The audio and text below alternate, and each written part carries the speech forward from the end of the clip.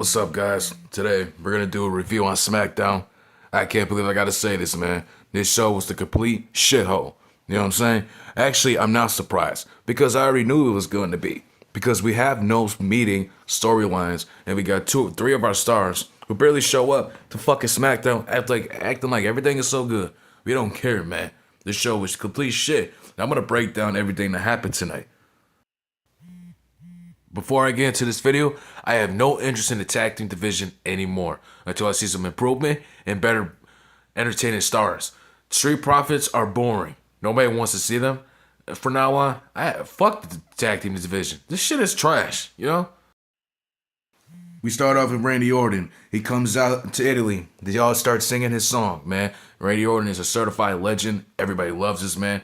And everybody sure as hell knows and fucks with Randy Orton. Everybody in the street is going to talk about Randy Orton. And everybody in the club or in the streets or everywhere are going to talk about Randy Orton. They're going to talk about an RKO moves out of nowhere. They're going to talk about RKOs out of nowhere. Because Randy Orton is talented. Not like Cody Rhodes, who's a fucking jobber. You feel me? Randy Orton comes out. He tells us that Kevin Owens deserves an ass whooping. And basically the same shit from last week. And then Kevin Owens comes out. He basically tells Randy Orton, I tried to save you from your old self. I wanted to save you from your past. I didn't want you to kick people in the head like you used to, blah, blah, blah. I just wanted you to be the new Randy Orton. You know, we both are fathers. We have kids and stuff. I wanted to fight you through your demons, right? So basically, he's like, we could have been tag team champions in WrestleMania, blah, blah, blah, which I think is complete bullshit. I think it's pathetic of Kevin Owens to come out here and to talk about how he cares about Randy Orton and he wants his apology. He also says, I apologize and shit, right? Randy Orton tells him, you can take that apology and shove it up your ass. There's a bunch of bullshit. Everything you're telling me is nothing. You know what I'm saying? Everything you said is a lie. You went from fight Kevin Owens fight to now bitch Owens bitch. Basically, is what I'm saying the whole time. All Kevin Owens does is bitch and complain every fucking week. Do we have to keep hearing about how Kevin Owens is so upset and shit like that? No. I want to see Randy Orton beat his ass and Kevin Owens get released. You know what I'm saying? Really. He says that voices are telling me at a Vegas and WrestleMania, I'm ready to kick your head off or some other shit, right? Good promo because Randy Orton had to cook Kevin Owens, but can we see somebody wrestle though? You know what I'm saying? I forgot to mention this, guys, but before I started the damn review, why did I see this painting of Liv Morgan backstage, right? Of her face covering up Mona Lisa. So basically, she said it's Mona Liva. Mona Liva? What kind of name is that? That's really dumb and ratchet. I think it's a stupid name. And this painting is garbage. All you're doing is putting Liv Morgan's face on Mona Lisa. Like, get this painting out of here, dude, right now. We don't want this shit here. It's disgusting, you know? Damian Priest and Jey Uso start facing Drew McIntyre and Shinsuke Nakamura up next. We start off with Damian Priest and Drew McIntyre brawling and shit. Same old usual stuff. Then we start the tag team match, right? It's a regular tag team match. I'm not interested into it. And then Damian Priest and Jimmy Uso get the win on Drew and Shinsuke. After Damian gets the drop on Shinsuke. And then after the match, as usual, Drew McIntyre starts beating the shit out of fucking Damian Priest. Because we all know for sure they're feuding for no reason. For no reason. Why? Because he fucking eliminated you first at the Elimination Chamber? All Drew McIntyre has a problem with is this guy eliminating him first. That's why they're beefing, and that's all that Drew McIntyre cares about. So I have no interest in Damian Priest versus Drew McIntyre. At this point, I don't even want to talk about this feud anymore. At this point, I'm not doing any more reviews on Damian Priest versus Drew McIntyre. It has no fucking sense or meaning to it. Up next, we have a satellite backstage conversation of Charlotte Flair and Tiffy Time, right? Basically, Charlotte roasted and just went in on fucking Tiffy Stratton, right? Just went off on her, right? She basically tells her that you're not that great. You know, I feel bad for you because you're not that good and you came out with a sad story. You know what I'm saying? Now you're on top, right? She basically says she's the GOAT and talks about how great she is. We don't care about this, Charlotte. Everybody knows how great you are. You know what I'm saying? And fucking Tiffany Stratton talks about how great she is and she has a whole career ahead of her. But at the same time, Tiffany Stratton is so damn horrible. So I can't take anything that Tiffany Stratton says anymore. Like, she's coming out here on some Nickelodeon shit. Really. Like, I have no interest in Tiffy besides her looking good, and that's it. I have no interest in seeing her on the mic. See, good women can be attracted to me, but sometimes those type of women, I don't want to see you. I don't want you talking to me, and I don't want you interested in me on my TV. See, if you're a real smart person, real niggas know who's cool, who's not. You understand me? But this whole feud here is really boring. Hopefully Charlotte wins or some shit and just move on from here. I don't even care. Up next, we have Jacob Fatu versus Braun Strowman. The winner will face LA Knight for the U.S. title. It's an okay match because basically Braun Strowman throws Jacob around like a big fat piece of shit out of a pitbull's asshole. You understand me? Like, it's very comparable and funny. No, it's funny to me how people assume that Jacob Fatu is this big ass threat. Dude, he's like 6 foot, 230 pounds. You know what I'm saying? Like, compare him to Braun Strowman. Braun Strowman would just stop him out like a fucking bug. That's all what happened. Then obviously Solo and Tama Tonga interfere and cost him the match. This is going to lead a feud between Solo and Jacob. I don't care. Like, I don't understand why the fuck you can't just let Jacob handle his business and let him get squashed like an ant by himself. But instead, we have to have Solo, his fat ass, interfering and always got to do something. And Tommy with the yeah. Like, shut the fuck up, I punch you in your fucking face, weirdo. You know what I'm saying?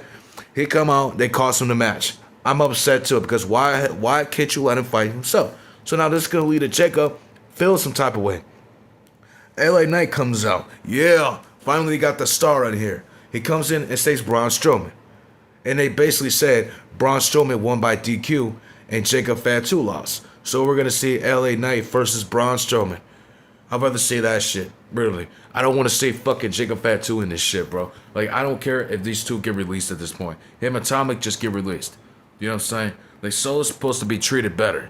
Solo had a lot of potential. But Triple H, again with Triple H, he doesn't give a fuck about his booking.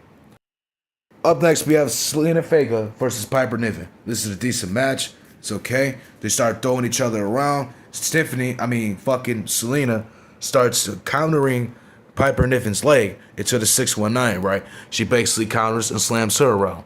And then eventually, Zelina kicks fucking Chelsea Green in the face, as you see here, right in the chest or in the face, right? And that made fucking Piper Niven pick up the win.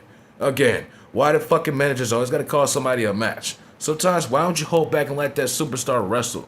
You know what I'm saying? But it's just how it's going to be. Your person or your support is always going to help you out. And always going to have you overcome the odds. Which is stupid to me, and I don't respect that shit. But we got to go with it. I have no interest in this fucking view. So I guess Zelina Vega is going to chase the United States Championship that nobody wants to fucking see. So I guess at the kickoff show, WrestleMania, we're going to see Zelina Vega versus Chelsea Green. Wow, great. Up next, we have Jade versus Liv Morgan. This is a decent match. I don't even give a fuck about it, really. Liv Morgan starts running away, but Jade grabs her and starts throwing her in the ring and starts beating her ass. Throws her around like a fucking rag doll, right?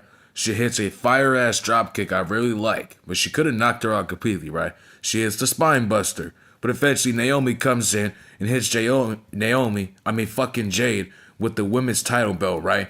And then Liv Morgan hits the Livian on Jade 1, 2, 3. So Liv Morgan gets the win because of interference from Naomi. Like we all know in real life, like fucking Jay Cargill would squash and murder Liv Morgan in seconds, right?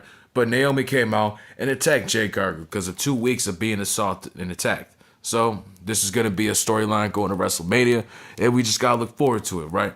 A lot of people are saying Bianca has something to do with it. We don't know yet. So we just got to sit back and see what goes on. I think I should sit back and wait to see what goes on with Bianca. So from now on, we can't turn her heel. You feel me?